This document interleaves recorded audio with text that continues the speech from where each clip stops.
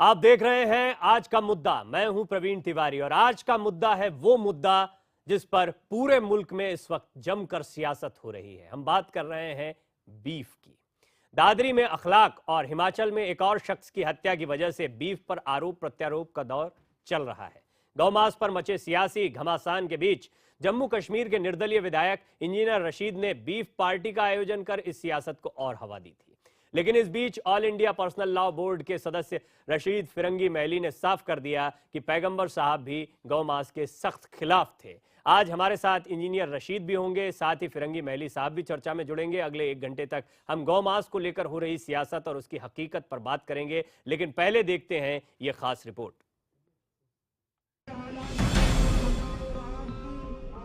गाय का दूध तैयार कर रहे ये लोग लखनऊ में हैं। लखनऊ विश्वविद्यालय के छात्रों के इस आयोजन में खालिद रशीद फिरंगी महली भी पहुंचे थे। वहां पहुंचे लोगों ने बीफ पर हो रही सियासत को लेकर चिंता जताई। उस मौके पर वक्ताओं ने साफ किया कि गोमांस को लेकर इस्लाम में राय बहुत साफ है। कुछ लोग गोमांस और इस्लाम को जोड़कर नफरत की राजनीति को हवा दे रहे हैं। सुन्नी धर्मगुरु खालिद रशीद फिरंगी महली ने साफ किया कि इस्लाम में इस बाबत ताकीद की गई है कि दूसरे के मजहबी भावनाओं और आस्था का ख्याल रखा जाना चाहिए। उन्होंने साफ कहा कि 1450 साल पहले पैगंबर साहब ने गाय को लेकर अपनी राय रखी थी और कहा था कि गोमांस में ऐब है। पैगंबर इस्लाम ने वाज़ेह तौर पे बात फरमाई थी कि गाय के दूध में शिफा है, यानी वो फ़ायदेमंद है। गाय का घी जो है उसमें दवा है, यानी अगर आप खाते हैं तो उससे आप बीमारी से महफूज रहेंगे। और गाय का गोश्त जो है उसमें ऐब है, यानी उसमें बीमारी है। खालिद रशीद फिरंगी महली ने कहा कि आजादी के पहले जब अंग्रेज बांटो और राज करो की नीति पर चल रहे थे, उस वक्त महात्मा गांधी लखनऊ आए थे और फिरंगी महल में रुके हुए थे। गांधी जी ने उसी वक्त हिंदू मुस्लिम भाई भाई का नारा दिया था। फिरंगी महली ने बताया कि जब गांधी जी फिरंगी महल में रुकते थे तब उनके सम्मान में पूरे इलाके में गोश्त नहीं खाया जाता था। गोमांस से हिंदुओं की जुड़ी आस्था को लेकर वो कहते हैं कि बाबर ने भी अपने बेटे हुमायूं को साफ तौर पर कहा था कि अगर हिंदुस्तान में लंबे समय तक राज करना है तो गाय को काटने पर रोक लगाना चाहिए। जब बाबर ने अपने बेटे हुमायूं को भी इस बात की वसीयत की थी कि अगर तुम्हें इस हिंदुस्तान पर कामयाबी के साथ हुकूमत करनी है तो तुम्हें हिंदू भाइयों के मजहबी जज्बात का पास और लिहाज रखना होगा। खालिद रशीद फिरंगी महली ने दोहराया कि गोमांस को लेकर एक तरह से भ्रम फैलाया जा रहा है, जिससे पूरी दुनिया में हिंदुस्तान की बदनामी हो रही है। आपको बता दें कि नोएडा के बिसाड़ा में गोमांस की अफवाह के बाद हिमाचल में भी गोकशी के लिए गाय को ले जाने के शक में एक शख्स की पीट कर हत्या कर दी गई। इन दोनों घटनाओं के बाद पैगंबर साहब की नसीहत को नजरअंदाज करते हुए कई जगहों पर बीफ पार्टी का आयोजन किया गया। इसको लेकर कश्मीर विधानसभा में बवाल भी हुआ। बीफ पार्टी करने वाले जम्मू कश्मीर के निर्दलीय विधायक जब दिल्ली में प्रेस कॉन्फ्रेंस करने पहुंचे तो उनके मुंह पर कालिक पोत दी गई। सवाल फिर वही कि अगर इस्लाम में गोकशी गुनाह है तो फिर गोमांस को लेकर इस तरह की राजनीति क्यों हो रही है? क्यों कुछ सियासतदां गोमांस की आड़ में अपनी सियासी रोटी सेकने में लगे हुए हैं? मौलाना खालिद रशीद फिरंगी महली साफ तौर पर कहते हैं कि सियासी जमात के लोग सदियों से चले आ रहे गंगा जमुनी तहजीब को मिटाकर पोलराइजेशन की राजनीति कर रहे हैं। Bureau report, IBN 7। पैगंबर साहब की नसीहत के बाद गौमांस पर जारी विवाद से कई सवाल खड़े होते हैं। पहले ये सवाल हम आपके सामने रख रहे हैं। पहला सवाल ये कि बीफ के नाम पर क्यों हो रही है नफरत की ये सियासत। दूसरा अहम सवाल ये, क्या बीफ को मुद्दा बनाकर ध्रुवीकरण की राजनीति की जा रही है, वोट पोलराइज किए जा रहे हैं। तीसरा अहम सवाल, बीफ पार्टी के नाम पर आस्था से खिलवाड़ क्यों किया जाता है, क्या ये भी सियासत है। चौथा सवाल ये कि बीफ के नाम पर हत्या के बाद भी सियासत क्यों जारी है, इसको और क्यों बढ़ाया जा रहा है। और पांचवा और अहम सवाल ये कि बीफ पर सियासत का जिम्मेदार आखिर है कौन। गोकशी है गुनाह, इस मुद्दे पर बात करने के लिए हमारे साथ श्रीनगर से निर्दलीय विधायक इंजीनियर रशीद जुड़ रहे हैं, लखनऊ से जुड़ रहे हैं सुन्नी धर्मगुरु खालिद रशीद फिरंगी महली साहब, जिनका बयान और जिन पर पूरी रिपोर्ट अभी हमने आपको दिखाई। अंजुमन मिनहाज रसूल के चेयरमैन सैयद अतर हुसैन दहलवी साहब मेरे साथ स्टूडियो में मौजूद हैं। विश्व हिंदू परिषद के प्रवक्ता विजय शंकर तिवारी जी मेरे साथ मौजूद हैं। आचार्य प्रमोद कृष्णम जी मेरे साथ मौजूद हैं। जमाते उलेमाए हिंद के प्रवक्ता अब्दुल हमीद नोमानी साहब मेरे साथ मौजूद हैं। नोमानी साहब, आपका भी बहुत स्वागत है। सभी मेहमानों का बहुत बहुत स्वागत। फिरंगी महली साहब, शुरुआत आपसे करना चाहूँगा। अभी हमने रिपोर्ट में पूरी जानकारी दी, आपकी बात को भी सुनवाया। क्या सीधे सीधे एक लाइन में ये कहा जाए गौकशी गुनाह है इस्लाम के मानने वालों के लिए?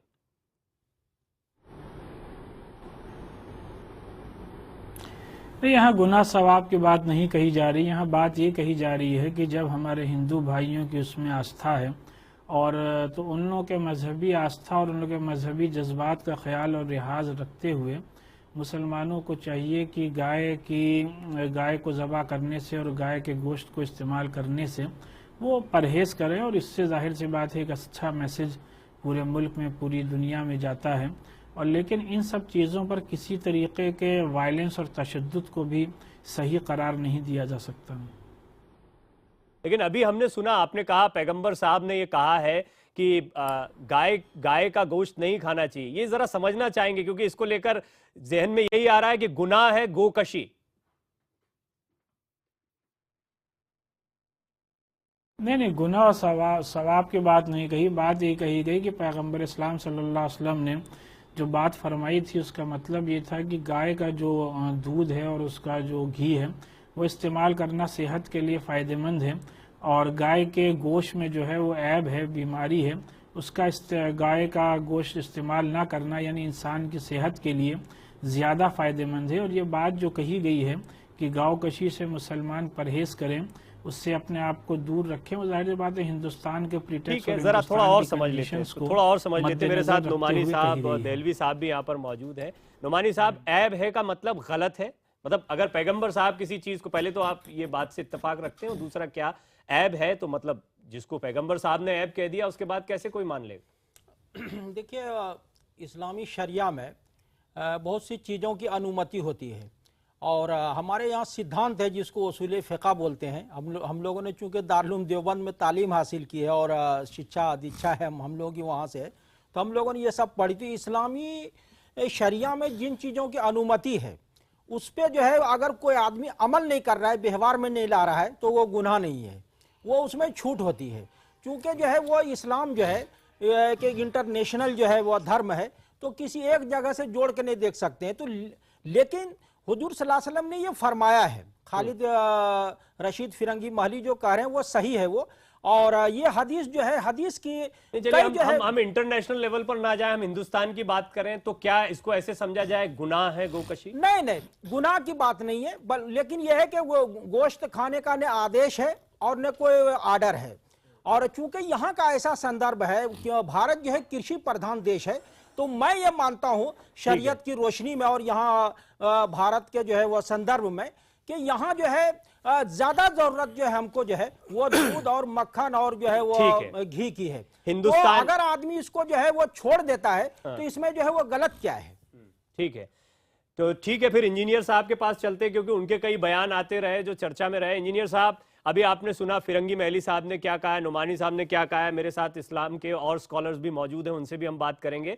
लेकिन आपकी राय क्या है? क्या आपको ये जानकारी है कि पैगंबर साहब इसे ऐब कहते हैं या ऐब बताया है उन्होंने? मेरे जो यहाँ पर हमारे उलमाए किराम ने बात की, शरीयत की ज्यादा वजह तो यही लोग कर सकते हैं, और मेरे ख्याल में उन्होंने कोई ऐसी बात की नहीं जिससे हमें इनकार है। लेकिन मसला आपको समझने की जरूरत है। हमारे पैगंबर ने जो कहा वो किसी कंटेक्स्ट में कहा है। अगर आप आज कोई 5 मिनट के लिए कोई रोटी खाता है तो कोई बीमार ऐसा होता है जो रोटी नहीं खा सकता, कोई मीट खाता है, किसी वक्त डॉक्टर उसको सलाह देता है आप मीट मत खा लो। इस्लाम में कतन गाय का गोश्त हराम नहीं है, लेकिन हमारी मर्जी है, कोई खाए या कोई न खाए, जबरदस्ती कोई इसमें नहीं है, खाने की आजादी है। और न खाने से भी आपको खाने के लिए भी मजबूर किसी को नहीं कर सकते। तो इस हिसाब से बिल्कुल सही फरमा रहे हैं और हम भी वही कह रहे हैं, जो खाना चाहे वो खा ले, जो नहीं खाना है तो वो नहीं खा ले। में यही समझना चाह रहा था, आपने जैसे वो शब्द भी दे दिया कि इस्लाम में गौ मांस खाना हराम नहीं है। देलवी साहब, देखिए ऐसा है, इंजीनियर साहब की जो व्याख्या है वो सियासी है। खालिद रशीद साहब ने और नोमानी साहब ने जो बात कही वो इस्लामिक तर्ज पे है। हमको ये समझना पड़ेगा कि इस्लाम में जैसे कहा बहुत सारी चीज़ें जायज़ और दुरुस्त हैं, लेकिन उनको अलग अलग जगहों के संदर्भ में उनको परिपालन नहीं किया जाता। शायद इंजीनियर साहब आपको मालूम होगा, पैगंबर साहब मदीना तैयबा तशरीफ़ लाए जहाँ पे एक जानवर था जिसको खाया जाता था। जब वो पका के पैगंबर साहब के सामने लाया गया तो आपने कहा मैं इसको नहीं खाऊंगा क्योंकि मेरे यहाँ मक्का में ये चीज़ नहीं होती थी, आपने उसको छोड़ दिया। ऐसे जैसे हमारे इंजीनियर साहब कश्मीर के हैं, कश्मीर में बकरे के मुकाबले में वहाँ की जो भौगोलिक परिस्थितियाँ हैं वहाँ भेड़ होता है और आमतौर से मैदानी इलाके के लोग भेड़ को पसंद नहीं करते। ये तो बात होगी पसंद और नापसंद की, लेकिन यहाँ बात है दूसरे के आदर और सम्मान की। जो रशीद फरंगी मेली साहब ने कहा 2003 से जब पिछली बार बीजेपी सरकार फरंगी मेली साहब, वो इंजीनियर साहब सुन लीजिए, हम इस बात को कह रहे हैं कि इस्लाम में क्या चीज जायज है या नाजायज है, ये सारी चीजें हम अपने आप तय करते हैं। ये नाजायज है? नहीं, सुनिए मैं वहीं आ रहा हूं। इस्लाम की खूबी और कमाल ये है सुन तो लीजिए, सुन लीजिए, हराम नहीं कह रहा, सुन लीजिए। 10-20 साल के अंदर कहीं कोई एक फतवा मुझको कोई ये बता दे जिसने कहा हो कि साहब गाय का गोश्त खाने, सबने एक मत से कहा कि चूंकि गाय हिंदुओं की भावनाओं से जुड़ी हुई है इसलिए हमको उसके एहतराम में इससे बचना चाहिए। इसको मैं नाजायज तो कह लूं कम से कम, जो आप कह रहे हैं जायज या नाजायज, अगर किसी आप हराम मत कहिए, नाजायज का उसूल है अल फितना व अशद्दु मिनल क़त्ल, मैं इसको नाजायज मान रहा हूं। आपने जो कहा छोड़ देना चाहिए। ठीक है, आप बताइए इंजीनियर साहब, मैं प्रमोद कृष्णम जी और तिवारी जी से पूछूं उससे पहले, आप नाजायज तो कम से कम माना जाए इसे? नहीं, मेरी बात सुन लीजिए। जो मौलाना साहब ने कहा, उन्होंने कहा कि अगर हमें किसी जगह पर एक खास मखसूस तबके की अगर अक्सरियत है तो उनके जज्बात का ख्याल रखना है। मैं बिल्कुल मौलाना साहब की बात से इत्फाक करता हूं। इसी कंटेक्स्ट में जब आप जाएं, अगर आप जम्मू कश्मीर की बात करें, वहां 72% लोग मुसलमान रहते हैं, तो ऑटोमेटिकली वहां की जो माइनॉरिटी कम्युनिटी है उसको चाहिए कि वो मेजॉरिटी का एहतराम करे। जो चीजें हम यहां पर खाते हैं उन्हें चाहिए कि वो उसमें मुदाखलत ना करें। जिस तरह आप हिंदुस्तान में चाहते हैं, अगर मौलाना साहब उस कंटेक्स्ट में कहें ये आप लोग यहाँ पे कौन सी कम्युनिटी रहती है से खान पान तैयार नहीं होता, उसकी भौगोलिक स्थिति क्या है उससे तय होता है। देखिए थोड़ा कंफ्यूज वाली बात है। अभी आप देखेंगे, अभी तिवारी जी बोलना शुरू करेंगे तो वो यही कहेंगे कि वहां पे पहले इतने ही हिंदू रहते थे जितनी अब माइनॉरिटी रहने लगी। चलिए तिवारी जी आप अपनी बात बोले अब, क्योंकि आप इस पूरे कंटेक्स्ट में सुन रहे हैं। अभी मैं थोड़ा सा, मैं सच बताऊं तो ईमानदारी से, एक मिनट रशीद साहब, वहां पे आप ये चीज नहीं रोक सकते। ठीक है, ठीक है। अच्छा रशीद साहब ये बताइए, बीफ से मतलब आपका क्या है? भैंस का गोश्त या गाय का गोश्त है? हम जिस चीज को सुनिए, हम बीफ कहते हैं, हम बीफ कहते हैं, भैंस के गोश्त, बुल का गोश्त भी आता है। वो बीफ में तो सब आता है, बड़े का जो है वो बछड़ा भी है और भैंस भी है। गौमांस आता है नहीं आता है वो बताइए आप। गौमांस की हम गौमांस आप गौमांस के बारे में बिल्कुल आता है। बीफ में भारतीय मुसलमान गौमांस नहीं खाता। बीफ में आता है, बीफ आता है, हम नहीं खाते। फिर ये कहूंगा, आता है, हम नहीं खाते ना। मेरी गुजारिश सुन लीजिए, हम शरीयत को आपके स्टूडियो में डिस्कस नहीं कर सकते। हम भी आपसे ज्यादा मानते हैं, शरीयत हम भी जानते करूंगा। शरीयत को शरीयत हम भी जानते हैं, आपसे ज्यादा हम शरीयत याद आ रहा है, मुझे बात समझ में नहीं आ रही है। आपने जम्मू कश्मीर में शराब के ऊपर पाबंदी लगाने के लिए कभी आपने हंगामा किया? आपने कभी कहा कि लखनपुर के पार होते तो इसलिए अच्छा बस मैं आचार्य जी और तिवारी जी आपके पास आऊं उससे पहले, महली साहब अभी आपने सुना इंजीनियर रशीद कह रहे हैं बीफ का मतलब गौमांस है उनके लिए, आप इस पर क्या कहेंगे? और जैसा देलवी साहब भी कह रहे हैं कि हिंदुस्तानी मुसलमान गौमांस नहीं खाता, अभी क्या कहेंगे आप इंजीनियर रशीद साहब की बात पर? हम कश्मीरी मुसलमान की बात करते हैं। देखिए ये बात कश्मीरी मुसलमान क्या होता है कि ये कश्मीरी मुसलमान और बाकी का मुसलमान क्या होता है? देखिए ये बात रोजे रोशन की तरह आया है कि कश्मीर जो है वो हिंदुस्तान का हिस्सा है, इसमें किसी को कोई भी शक व शुबा नहीं है।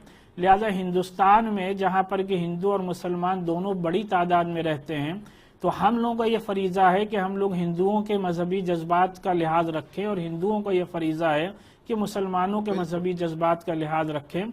लिहाजा जो बात कही गई कि क्योंकि जो कि हिंदुओं के मजहबी जज्बात गाय से जुड़े हुए हैं, तो मुसलमान अगर उसके गोश्त को अवॉइड करें तो उनके मजहब पर उनके मजहब पर कोई भी सवालिया निशान नहीं लगेगा। असेंबली ने सुनिए, आपके पास सबसे ज्यादा भारतीय मुसलमानों की तादाद आसाम में रहती है और आसाम का मुसलमान एक आवाज से कहता है कि हम गाय का गोश्त नहीं खाते। आसाम में कई लोग कुछ नहीं देते। अरे 38% मुसलमान आसाम में रहता है, 32% मुसलमान बंगाल में रहता है, लेकिन बंगाल और आसाम में देखिए जितने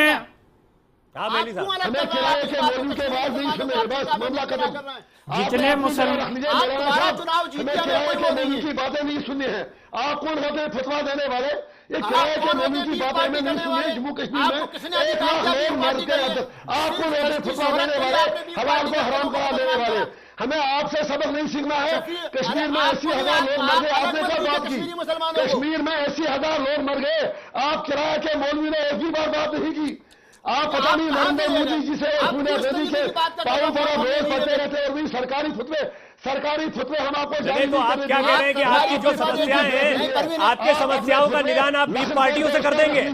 आप बीफ पार्टियां इसलिए दे रहे हैं कि आपकी समस्याओं का निदान हो जाए? हमें सरकारी आप मसला बढ़ा रहे हैं या मसला हल कर रहे हैं? हमें सरकारी सुनना है।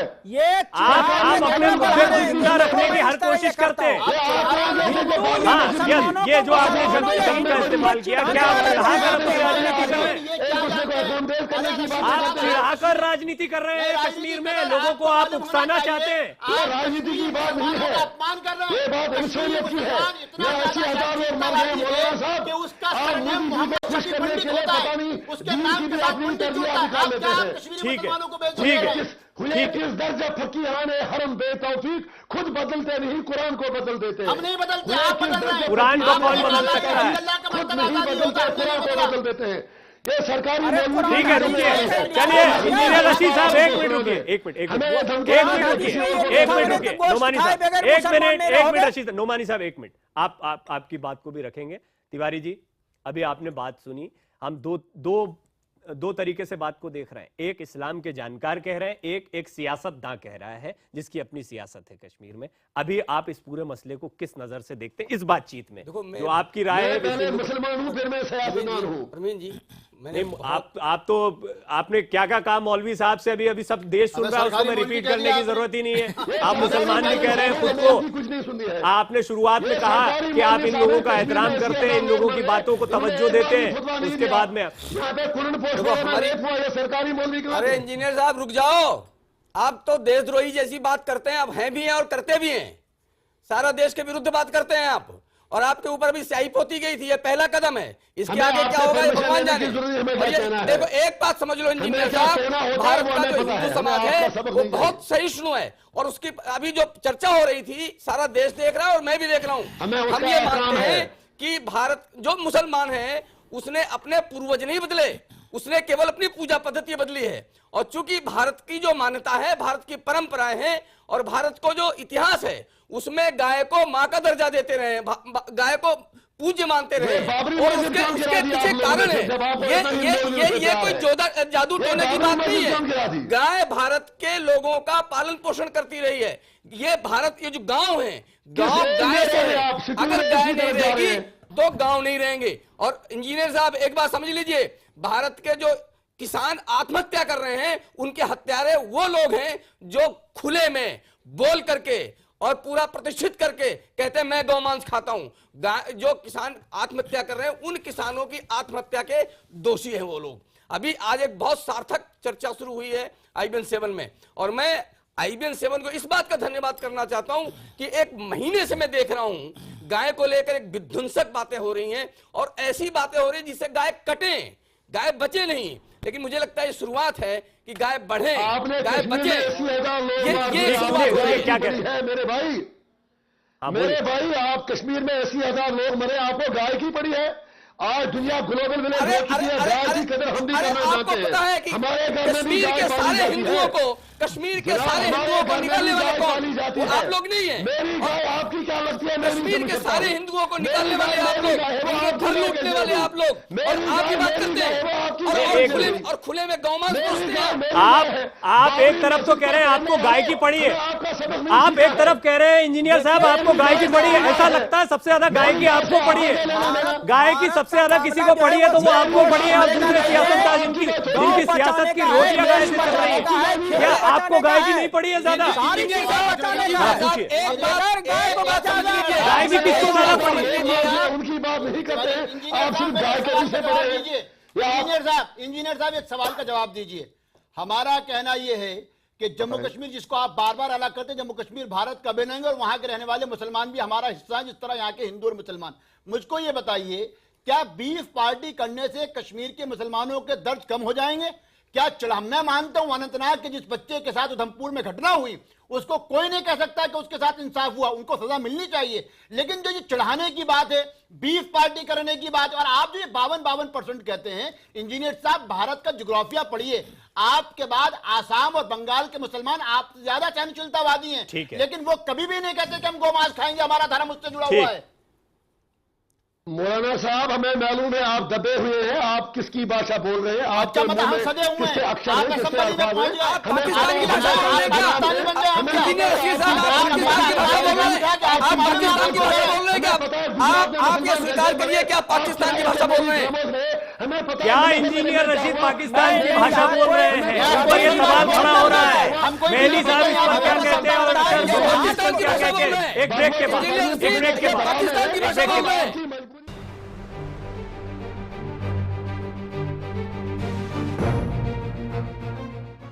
क्या गुनाह है गोकशी? फिरंगी मेहली साहब ने बताया, या जैसे लखनऊ के कार्यक्रम में उन्होंने जानकारी दी थी कि हमें हिंदुओं की भावनाओं की कद्र करनी चाहिए। और यहां पर अभी एक बड़ा सवाल ब्रेक से पहले उठा है, जो राशिद इंजीनियर से पूछा जा रहा है कि क्या वो पाकिस्तान की भाषा बोल रहे हैं। इंजीनियर साहब, ये सवाल इसलिए उठ रहा है क्योंकि यहां पर इस्लाम के तमाम जानकार बैठे हुए हैं, वो कह रहे हैं कि ये गलत है, ये जायज नहीं है और आपकी भाषा दूसरी है। इस पर तिवारी जी का ये कहना है कि आप पाकिस्तान की भाषा बोल रहे हैं। आपका जवाब? मेरा जवाब इसमें सिर्फ ये है कि मैं इनकी अक्ल पे मुझे अफसोस आ रहा है कि जब कोई भी सच बोलने की कोशिश करे तो उसे पाकिस्तानी होने का इल्जाम देता है। मेरा पाकिस्तान से क्या लेना देना? ये आप सच बोल रहे हैं। आप मेरी बात सुनिए, आप मेरी बात सुनिए, आपकी बात मैं नहीं, पूरा देश सुन रहा है। आप ये समझ लीजिए, पूरा देश आपकी बात सुन रहा है और पाकिस्तानी भाषा जो आप प्रयोग कर रहे हैं वो सारा देश सुन रहा है। वालों से हम क्या करें? आप मेरी बात सुनिए। आज आप इन किराए के मौलवी से मिले हैं, मुझे इनकी कोई लाइसेंस नहीं चाहिए।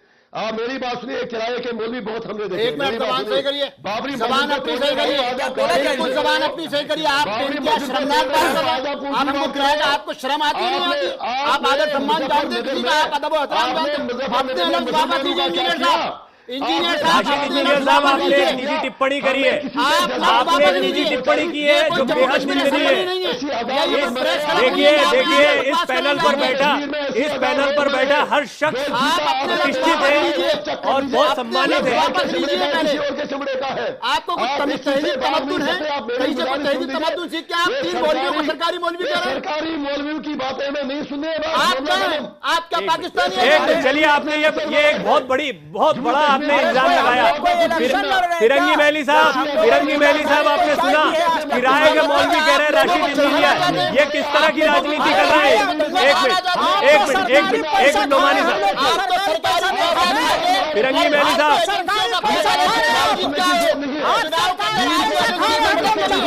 चवन्नी नहीं खाई है, आप सरकारी पैसा खाए,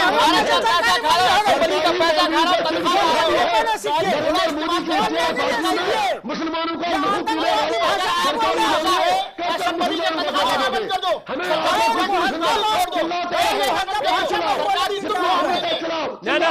फिरंगी मेहली साहब, आपने सुना, आप जवाब दीजिए। फिरंगी मेहली साहब, ये बहुत ही आपत्तिजनक बात राशिद इंजीनियर कह रहे हैं, निंदनीय बात है। आप भाई इनका देखिए, इनको इस बात इनका आपत्ति साहब सुन लीजिए जी।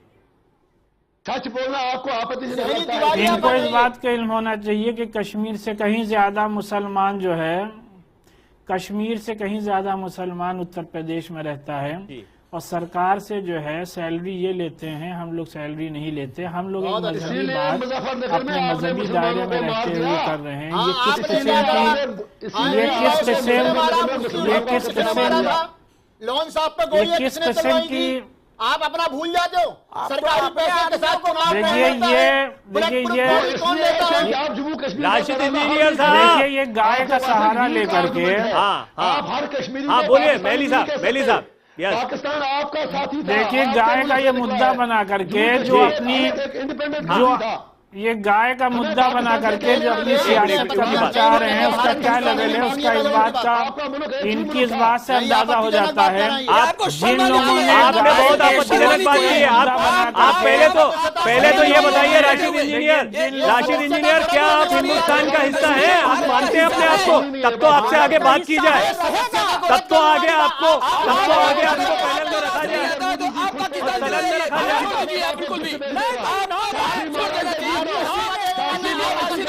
छोड़ देना चाहिए। आपको भारत में रहने का कोई हक नहीं है, कश्मीर में रहने का कोई हक नहीं है। एक मिनट रुकिए। आप राशिद इंजीनियर, आप हिंदुस्तानी मानते हैं अपने आप को?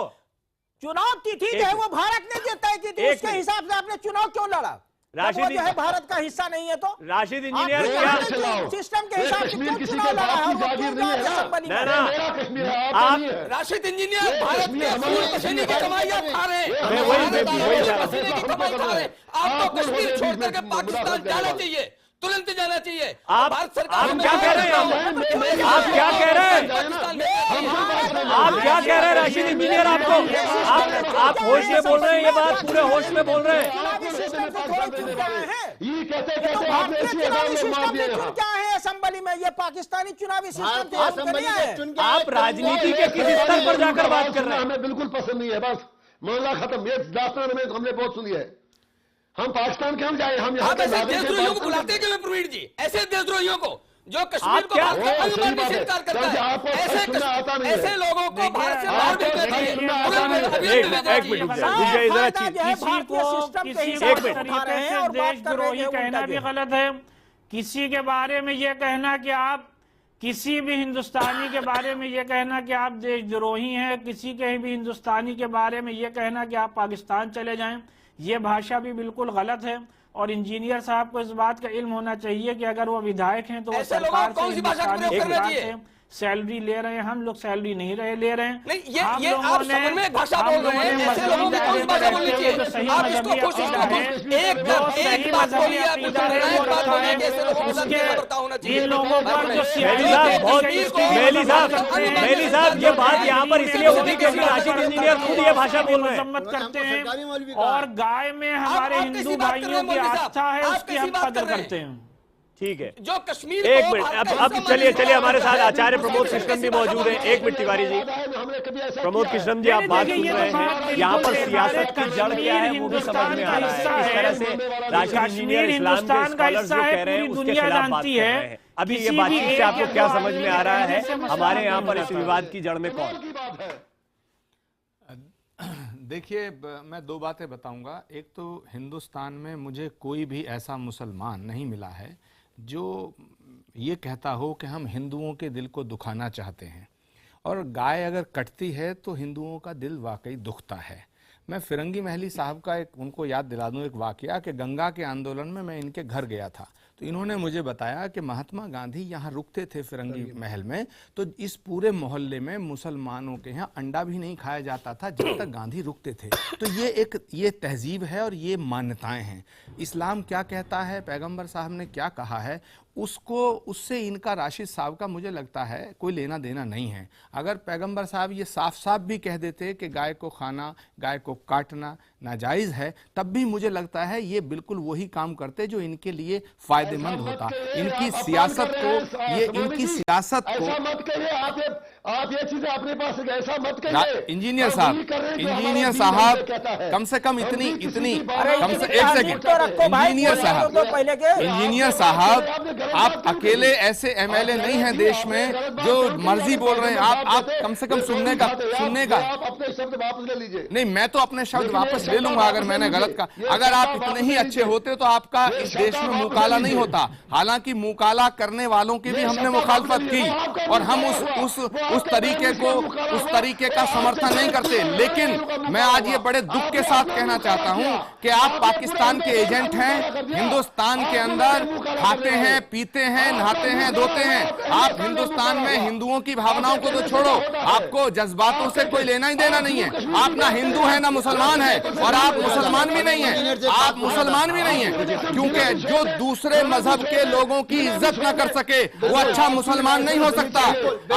आप गाय की बात छोड़ दीजिएगा, आप तो कश्मीर में कत्लेआम के समर्थक हैं, आप आतंकवादियों की जमात का हिस्सा हैं। आप इंजीनियर साहब सुनिए, इंजीनियर साहब सुनने का मादा करिए, सुनिए, अरे सुन तो लीजिए, आपके सुनिए। इस्लाम किसी की जान लेने की इजाजत नहीं देता, इस्लाम किसी के खून करने की इजाजत नहीं देता। और आप जो हैं गाय को छोड़िए, आपका तो ये स्टाइल हो गया है कि जो काम हिंदुओं को नागवार गुजरे, हिंदुस्तानियों को नागवार गुजरे, आप हिंदुओं के नहीं हैं, आप मुसलमानों के भी नहीं हैं, आप इस हिंदुस्तान के नहीं हैं, आपको तो हिंदुस्तान का झंडा पसंद नहीं है। आप बहुत ही गलत रास्ते पे जा रहे हैं, और इस रास्ते पे आप जा रहे हैं, आपको मुबारक हो, लेकिन माफ करना, आपके हिसाब से ना चले, वो मुसलमान भी मुसलमान नहीं, वो इस्लाम का जानकार भी इस्लाम का जानकार नहीं, वो मौलवी भी मौलवी नहीं जो अच्छी भाषा में बोले। ये क्या बात है? गद्दार कहे जाएंगे, आप वतन परस्त नहीं कहे जाएंगे, बोलिए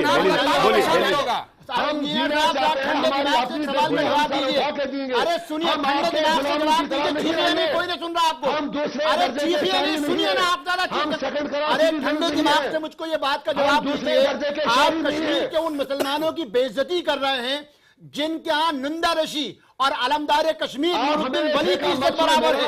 आप उन कश्मीरियों की बेइज्जती कर रहे हैं। अरे सवाल तो सुनिए, आप सवाल तो सुनिए, आप सुनिए तो सही, आप सुनना नहीं चाहते। इससे यह माना जाएगा आपके पास जवाब नहीं है, आवाज जब तक बंद नहीं करेंगे मतलब नहीं होगा। वो सुनेंगे।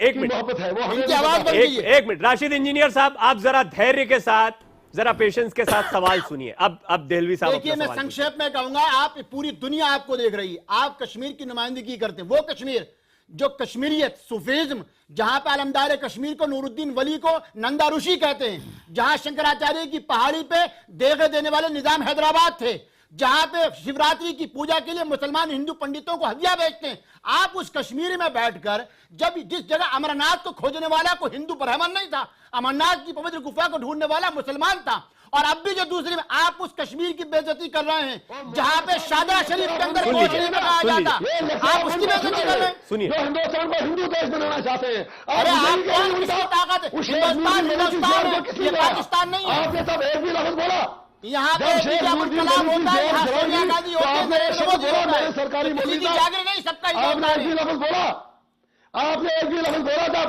ये सबक आप अपने हिंदू भाइयों को पढ़ाइए। तो आपके भाई नहीं है, देखिए आप ये कह रहे हैं कि इनके हिंदू भाइयों से मतलब है आपका कोई हिंदू आपका भाई नहीं है हिंदुस्तान में रहने वाला, आप ये कह रहे हैं? वो हमारे भी भाई है, हमने कब कहा वो हमारे भी भाई है, लेकिन जिस तरह आप लड़ाना चाहते हैं वो चीज हमें तस्लीम नहीं है।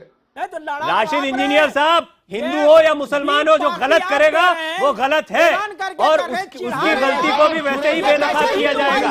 आपने जो गलत बात कही उस पर आपसे सवाल हो रहे हैं, जो भी गलत बात करता है उसकी निंदा की जाती है। आप देश को, समाज को और हिंदू मुस्लिम एकता को तोड़ने की बात कर रहे हैं।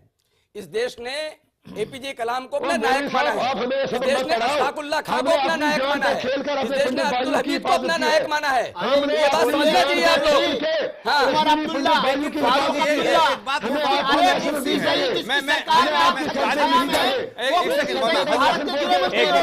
मैं तिवारी जी से एक सवाल करना चाहता हूँ। बड़ी अजीब सी एक मोड़ पे हमारी बहस आ गई है कि देखिए, आजम खान साहब कहते हैं कि गाय को खाना ठीक नहीं है, फरंगी महली साहब ने भी अपनी बात को रख दिया है कि उनका जो मुतालबा है वो ये है कि मैंने शब्द नाजायज पकड़ा था वहां पे कि अब हराम नहीं है, लेकिन नाजायज जरूर।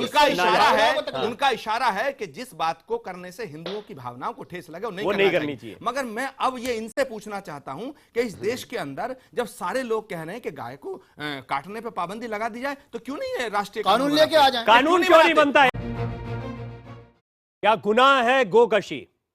हिंदुओं की भावनाओं का ध्यान रखना चाहिए, जायज नहीं है, ये तो बात समझ में आ गई। रशीद इंजीनियर अपनी बात पर अड़े हुए हैं, वो मानते हैं कि खाया जा सकता है और वो इन इस्लामिक स्कॉलर्स की बात को नहीं मानते। लेकिन तिवारी जी, आपसे एक बहुत महत्वपूर्ण सवाल पूछा प्रमोद कृष्णम जी ने ब्रेक पर जाने से पहले, कानून के लिए आप क्यों नहीं लड़ते?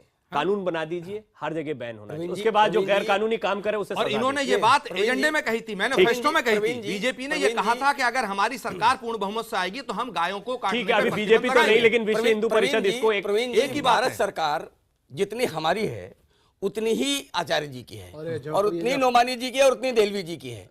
तो ये एक स्वर में बात सब लोग कर रहे हैं और हम भी इसी बात की मांग कर रहे हैं और हम कह रहे हैं इसमें- कि नहीं, देखो भारत सरकार जितनी हमारी है, तिवारी जी, बात को उतनी- घुमाओ मत। उतनी- आपको उतनी देखिए, आचार्य ऐसा- जी की, तिवारी जी, उतनी प्लीज देलवी बात जी को आपकी घुमाइएगा। है। तिवारी जी, जी, तिवारी आप सीधा जवाब दें कि आप ये राष्ट्रीय स्तर पे कानून अगर देखिए- बना देंगे तो क्या हर्ज है? आपको हम तो- आपको दबाव क्या? मुझे आप तो- लगता है आप तो आज कह रहे हैं, मुझे हम लगता पहले भी कह रहे है हैं मुझे बात। लगता है कि इंजीनियर राशिद और ये इनकी पार्टी मिले हुए हैं कि तुम हमें गाली दो, हम तुम्हें गाली देखो, देंगे। आचार्य- उधर मुसलमान हो जाए, उधर हिंदू। आचार्य- ये सारी आचार्य- बातों के घुमा रहे हैं। कारण। आचार्य- आचार्य- तिवारी जी, आप तिवारी जी, क्लैरिफाई करिएगा। सारी बात- नहीं, तिवारी जी, आप स्पष्ट बताइए ना, खुल के बताइए। तिवारी जी, मैं आपसे आपको डर क्या है? तिवारी जी, बड़े अदब से पूछता हूँ। इंजीनियर साहब ने जो कहा हमने समर्थन नहीं करा। हमारा कहना सीधी बात यह है, सरकार एक ऐसी सरकार आई है जो बहुमत के साथ सरकार है, ताकतवर सरकार है। ताकतवर सरकार। क्या ही अच्छा हो कि कश्मीर से लेके कन्याकुमारी तक और कच्छ से लेके कोहिमा तक आप एक कानून लेके आ जाइए, बताइए। सब गौ कशी पे आखिर पाबंदी कर देहलवी लीजिए। साहब कह रहे हैं, ये आपने मुझको नोमानी पूरी साहब बात- कह रहे हैं। मेरे कितनी पास बड़ी एक- बात, इसका कितनी बड़ी बात इसका है? नुकसान क्या हो रहा है? क्या दादरी का अखलाक हो या हिमाचल में नौमान हो या उधमपुर में मारे जाने वाला जाहिद हो, जो आम आदमी मारा जा रहा है, हिंदू और मुसलमानों में जो नफरत बढ़ रही है, इस नफरत या इस तरह की जो रशीद इंजीनियर साहब खुलेआम बीफ पार्टियां कर रहे हैं, या गोवा में जो कुछ मिनिस्टर कह रहे हैं, या नॉर्थ ईस्ट में किरण रिजिजू के स्टेट में जो गाय काटी जा रही है, इन सबको रोकने के लिए आपको उसको हिंदू ठीक। मुसलमान के चश्मे चलिए, से नहीं, जवाब, कानून लेके जवाब। आइए। देखो देलवी साहब, विश्वास करना सीखिए। सबसे बड़ी बात यह है कि ये सरकार अभी है और ये सरकार अभी है, उससे अपेक्षाएं कम नहीं होनी चाहिए। और जो हम कह आपकी रहे हैं, अपेक्षा ये अगर और उन्होंने- आपकी नहीं, उम्मीद उन्होंने ये मना है कर कि दिया कानून क्या? आ जाएगा, क्या आप ये कह भाजपा ने मना कर दिया है क्या? मना तो नहीं किया ना जी कि हम नहीं करेंगे। किया भी अगर- नहीं है। नहीं अगले सत्र में ले आए। क्या सपने में कोई चीजें हो जाती है क्या? हर चीज सपने के लिए में। टाइम लगता है। अरे साहब, हर ठीक चीज है। के लिए टाइम लगता है। प्रवीण जी, हर प्रवीण चीज के लिए चल रहा है, टाइम लगता है। अगर चल रहा है। इंजीनियर, एक मिनट, अगर नहीं, इंजीनियर जो काम- एक सेकंड, जो एक सेकंड, काम- एक जो कश्मीर काम- का मुसलमान जो काम- अगर गाय खाने की बात करता है उसका मुंह काला करते हैं, आचार्य और जी, केंद्र का आचार्य गृह जी, मंत्री कहता है मैं गाय खाता हूं, मैं बीफ आचार्य जी, खाता हूं, उसको आचार्य आप जी, नवाजते हैं। आचार्य जी, ये दोहरी राजनीति नहीं, इनकी नहीं चलेगी। नहीं, नहीं, नहीं, नहीं, ये दोहरी राजनीति नहीं चलेगी। नहीं, आचार्य जी, इस तरह के सुनो, इस सुनो, तरह के कहा कि किसी मैं बयान से तुम्हारी बात ना बात करें जो अभी मैं दिखा नहीं सकता हूं, किसी को कोट ना करें। 1947 के बाद आज तक जो कानून नहीं बना है उसको 4 दिन में अपेक्षा करते हैं आप। चलिए, अगर अगले उसके सत्र में समय ले देना ठीक है। है, इसके चलिए लिए चलिए आपके चलिए, लिए एक मिनट, चलते चलते चलते चलते, एक मिनट रुकिएगा। रशीद इंजीनियर साहब, आपको लगता है आपने हिंदुओं को, एक मिनट आचार्य जी, एक मिनट, तिवारी जी, तिवारी जी, एक सेकंड, तिवारी जी, एक सेकंड सुनिए, एक सेकंड सुनिए, एक second, Acharya ji please, Acharya ji please. बिल्कुल है। रशीद इंजीनियर साहब, क्या जिन हिंदुओं को आप अपना भाई कह रहे हैं, उनकी भावनाओं का ध्यान रखते हुए आप ये कहेंगे, जैसा कि पैनल का हर एक शख्स आपको छोड़कर इस्लाम के जानकार से लेकर हर शख्स यहां पर कह रहा है कि गौकशी गुनाह है, नाजायज है, क्या हिंदुओं की भावना को ध्यान में रखते हुए आप ये बात कहेंगे? ये नहीं कहेंगे। एक मिनट सुनिए, उनसे सुनिए, रशीद इंजीनियर। कहने दीजिए कुछ। पहले मैं आपसे ये बात वाज़ेह लफ्जों में कह दूं, हिंदू हो, मुसलमान हो, सिख हो, ईसाई, हम सब इंसान हैं और भाई भाई हैं, ऐसा कुछ भी नहीं है। आप मेरी कॉन्स्टिट्यूंसी में आके देखें, वहां आज भी हिंदू लोग बसते हैं, वहां आज भी सिख लोग बसते हैं। ठीक है। ऐसा नहीं है, हम बिल्कुल सेकुलर और टॉलरेंट लोग हैं। लेकिन वो कहने के बाद मेरा ये मानना है कि कौन क्या खाता है वो उसका अपना बुनियादी नहीं, अधिकार है। अब कौन जहां तक खाता है मौलवी में तो साहब ने शरीयत आपकी की बात धार्मिक की, भावना है, उनकी धार्मिक मैं भावनाओं का ही तो उसी जिक्र आ जाता है। आप मेरी बातों में भी रशीद इंजीनियर साहब, बार बार ये कहा जा रहा है कि बीफ पार्टी आप पार्टी के लिए नहीं, लोगों को चिढ़ाने के लिए देते हैं। बातों मेरी पूरी आप लोगों को चिढ़ाने के लिए बीफ पार्टी देते हैं। आप सीधा कहिए ना कि गौकशी गलत है, आप कहिए गौकशी गलत है, एक लाइन में। बिल्कुल। आप मेरी गुजारिश, आप मुझे गौकशी बात गलत पूरी मानते करने हैं? दीजिए। जो मौलवी साहब ने कहा, आप गौकशी गलत मानते आप हैं? बात तो सुन लीजिए प्लीज। मुझे नहीं लगता कि आप इस आप पर बात तो सुन लीजिए। नहीं, आप बात तो सुन लीजिए। आप इस पर सीधा जवाब नहीं देना चाहते। आज का मुद्दा में फिलहाल इतना ही, मुद्दा बहुत गंभीर है, इस पर आगे कभी बात करेंगे। बहुत बहुत शुक्रिया सभी मेहमानों का हमारे साथ जुड़ने के लिए।